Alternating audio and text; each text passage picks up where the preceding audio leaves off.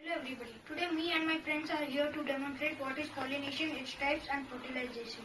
Let us first know what is pollination. Pollination is the transfer of pollen grain from anther to stigma.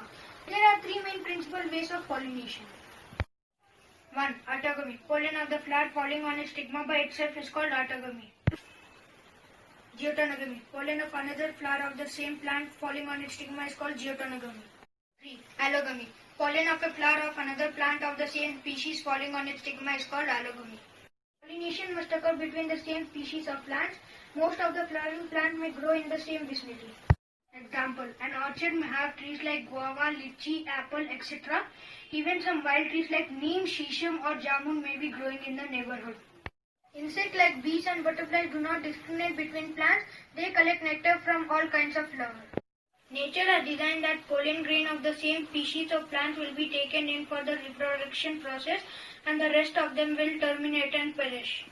There are two kinds of pollination. The first self-pollination and the second cross-pollination. Now let us learn about them briefly. Hello everyone, today I am here to demonstrate about self-pollination with its advantages and disadvantages. Self-pollination is when pollen from the same plant arrives at the stigma of a flower or the ovule. There are two types of self-pollination, autogamy and geotonogamy. In autogamy, the pollen is transferred to the stigma of the same flower, and in geotonogamy, the pollen is transferred from anther of one flower to the stigma of another flower from the same flowering plant or the microsporangium to the ovule of the gymnosperm. Most of the plants have mechanisms that ensure autogamy, such as this plant has its anther directly next to its stigma that ensure autogamy. It occurs in flowers that do not open or the flowers in which stamen move in order to come in contact with the stigma. Hermaphrodite and monoecious species have the potential of self-pollination that leads to self-fertilization unless there is a mechanism to avoid it. 80% of all flowering plants are hermaphrodite, meaning they contain both male and female parts on the same flowering plant, while 5% are monoecious and the remaining 15% would be dioecious. Plants that self-pollinate include several types of orchids and sunflowers. Dandelions are also capable of self-pollination as well as cross-pollination. Advantages of self-pollination. Parental characters are preserved indefinitely. The flowers need not to be large and showy. The scent and nectar need not to be produced. The pollen grains are not needed in large quantity. Even a small quantity will suffice. All the above advantages mean a great economy on the part of a plant. Disadvantages of self-pollination.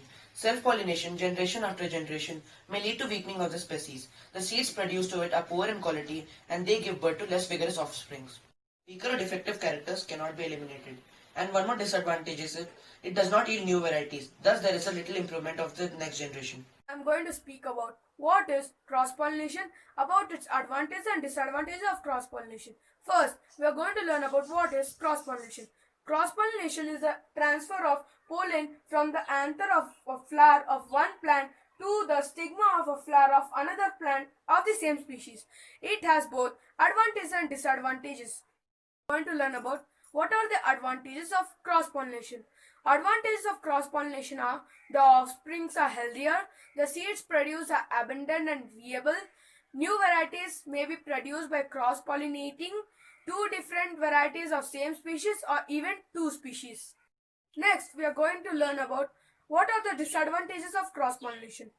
Disadvantages of cross-pollination are the pollination is not always certain because some pollinating agents are required which may or may not be available at the proper time. The pollen has to be produced in large quantities to ensure the chances of pollination, which means a lot of wastage of pollen. The process is uneconomical for the plant because the flower should be large, colored, scented and have to pre-produce nectar for attracting the pollinating agent. Thank you. My name is Raju. Today I am going to speak about disadvantages of cross-pollination. The flower may be either male or female and they may be born on separate plants. In this way, cross-pollination is the only possibility. Example, palms and papayas. Papayas usually has separate male and female trees, but less frequently there may also be hermaphrodite trees bearing both kinds of flowers. In cucumber, gourd, etc., the male and female flower may be born on the same plants. Dichogamy. In many bisexual flowers, the anther and stigma of the same flower mature at different time. Point number 1. In some plants, anther of the flower mature earlier than the stigma, called protandry. Example: bhindi, sweet pea, salvia, and sunflower. In some plants, the stigma of the flower mature earlier than the anther, called protogeny. Protos first gain female. Example: custard, apple, and people. In either case, cross-pollination is the only possibility. 2. Self-sterility. This is a condition in which even if the stigma receives pollen from the anther at the same flower, the pollen fails to undergo further growth.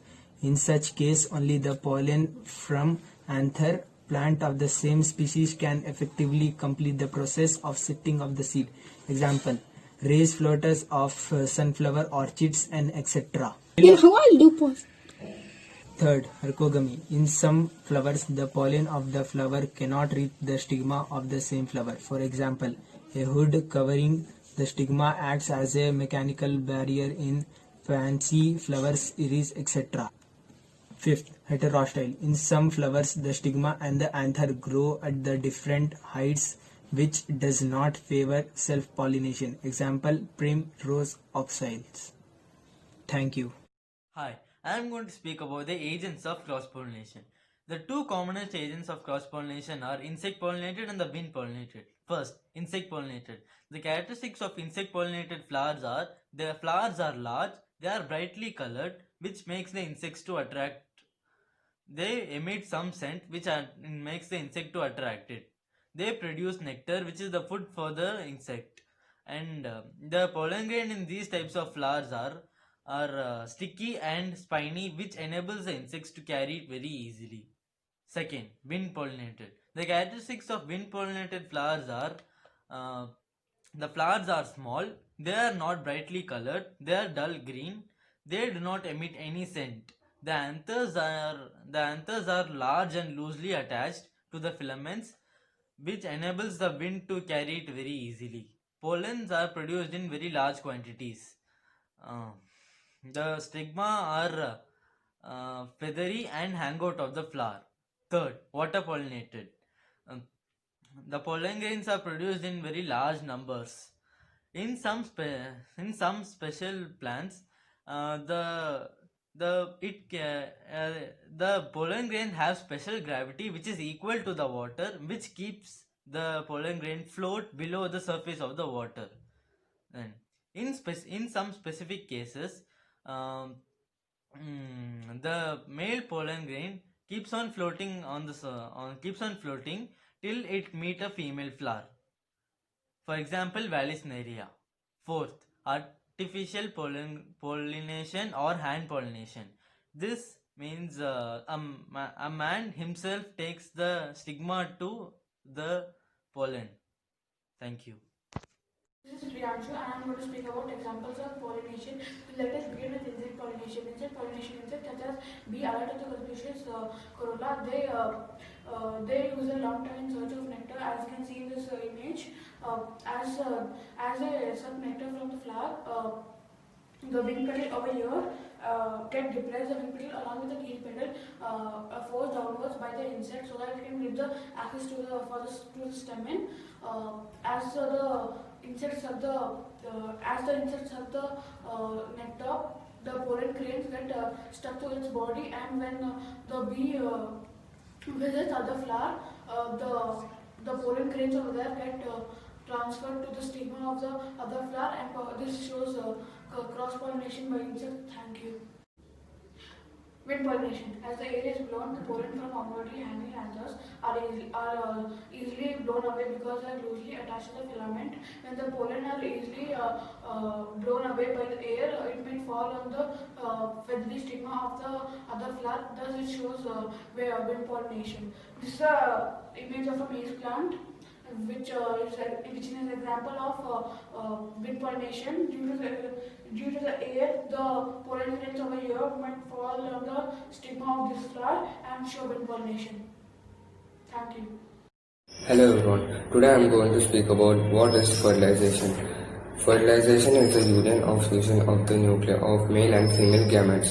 The pollen grain is a male gamete and the ovule inside the ovary is a female gamete. The pollen grain. The mature pollen grain is a cell with a double wall, the outer exon and the inner intron. The nucleus has already divided into a tube nucleus and a generative nucleus. At this stage, the pollen is transferred to the stigma. Further changes in pollen tube grain occur only if it has fallen on the stigma of the same plant species. Ovule. Ovule is the inner part of the ovary. Ovule is destined to become the seed and the ovary to become the fruit. A single ovule producing a single seeded fruit and many ovules producing many seeded fruit. Each ovule has one or two protective coverings known as the integuments. The integuments leave a small opening known as the micropyle at one end. And the integuments is the nucleus, and further inside the nucleus is the embryo sac. Germination of pollen grain. Pollen grain germinates only if it falls on the stigma of the same plant species, otherwise it disintegrates. The pollen grain on falling on the stigma is stimulated to germinate due to the secretion of sugars by the stigma. Through a point in the exine, a pollen tube grows out of the pollen grain carrying at its up the generative nucleus and the tube nucleus. Generative nucleus divides into two nucleus, male gamete nuclei, also called as sperm nucleus. Thus, there are three nuclei which are not separated by cell walls. They share a common cytoplasm. The pollen tube grows through the stigma and style by dissolving the tissues with the stigma of enzymes and reaches the ovary. The tube nucleus, which had directed the growth of pollen tube all the way down, now disintegrates. Thank you. Hello everyone, myself John and I am here to say some points on fertilization. First, let's know what's fertilization. Fertilization is the fusion of nuclei of both male and female gamete. In a flowering plant, the pollen grains is a male gamete and an ovule inside an ovary is a female gamete. Now let's know the structure of the male gamete, that is the pollen grains. The matured pollen grains is a cell with double wall, that is the outer extine and the inner intine. Now its nuclei have already divided into tube nuclei and generative nuclei. At this stage, pollen is transferred to the stigma, that is, the pollination starts. Further changes in the pollen grain occur only if it falls on the stigma of the flower of same species.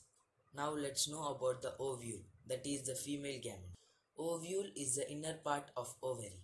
Ovule is designed to become a seed, whereas the ovary is designed to become a fruit containing a seed in it. There may be a single ovule producing a single seeded fruit or many ovules producing many seeded fruit. Each ovule has one or more protective layers known as the integument. The integuments leave a small opening, the micropyle at one end, for the enter of pollen tube. Enclosed by integuments is the nucleus. The nucleus is the mass of food-laden cells, and further inside nucleus is the embryo sac.